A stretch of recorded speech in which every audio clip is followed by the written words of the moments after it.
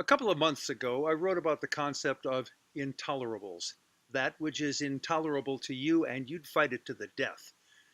It's critically important to each of us that we know our intolerables because they bring sharp focus to our North Star. As motivational speaker Les Brown makes clear, you have to know what you stand for or you'll fall for anything.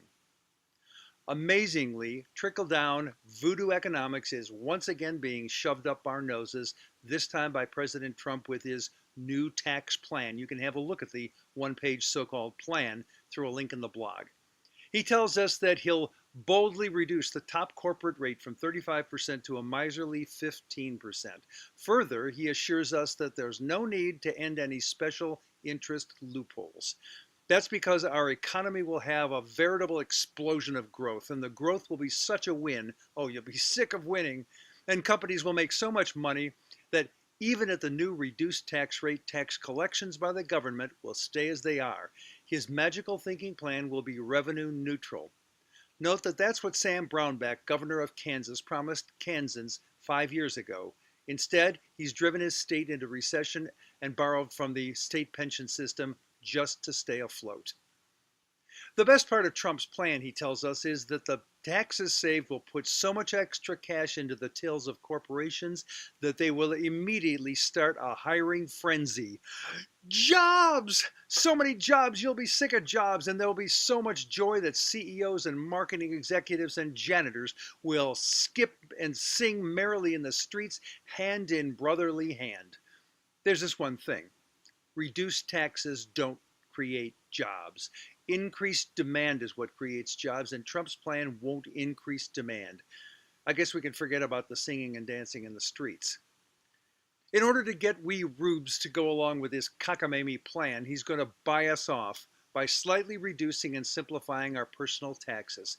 Of course, those tax reductions will apply to Trump too, but with lots more digits to the left of the decimal point for him than for you. In fact, applying his new scheme to the one Trump tax return we've seen would put over $30 million into Trump's pocket in that 1 year alone. It's a zombie tax plan, according to Forbes. Trump figures you won't notice his self-aggrandizement because he thinks you're dumb enough to be happy with a couple more bucks in your jeans.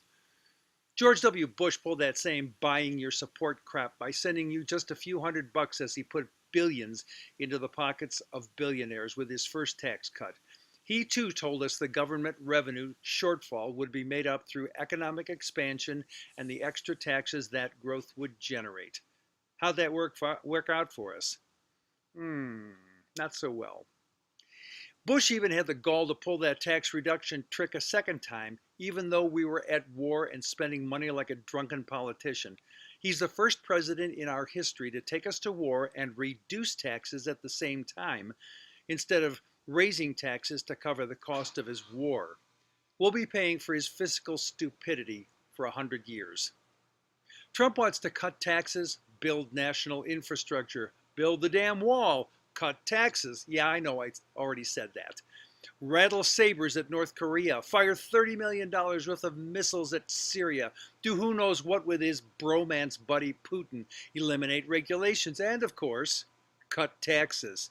And it's all being planned by his Goldman Sachs buddies. What could possibly go wrong for the middle class and poor Americans? Ronald Reagan started this trickle-down idiocy in our government nearly 4 decades ago, and it has never worked. Let me repeat, it has never worked. Benefits from lower taxes never trickled down. If you were poor, you became poorer. If you were middle class, you stagnated.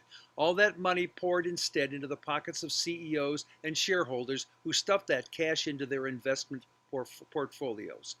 All the job growth we experienced over those years can be attributed to other factors like the technology boom of the 90s and the stimulus program of 2009, neither of which was a trickle-down gimmick. I told you in that earlier post that one of my intolerables is lying, like Paul Ryan telling us that his plans for Social Security and Medicare won't privatize those programs, except that's exactly what his plans would do. Trump is now telling the same lie to us that Reagan and the rest of the free market radicals have lied to us about since 1980. Is that intolerable? We have to know, or we'll fall for it again. Are we that dumb? Both Mark Twain and Benjamin Disraeli like to say there are three kinds of lies: lies, damned lies, and statistics. How would you categorize trickle down economics? How would you categorize nearly anything Donald Trump says? I'm Jack Altshuler.